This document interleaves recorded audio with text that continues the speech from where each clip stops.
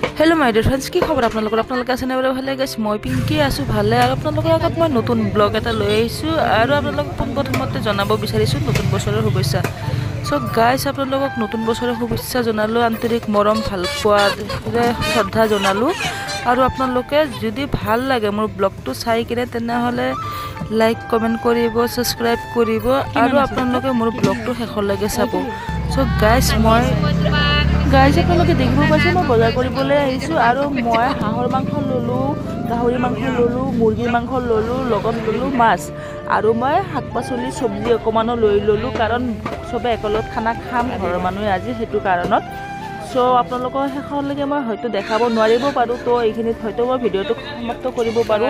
so guys আপোনালোকে মোৰ short ভিডিওবোৰ চাব আৰু অন্যান্য ব্লগ আছে সেইবোৰো চাব নতুন বছৰৰ পুৰানা বছৰৰ এটো মোৰ শেষৰ ব্লগ বাকি নতুন বছৰৰ ব্লগ নিউ বেলেগ বেলেগ মই বনাইছো বহুত মই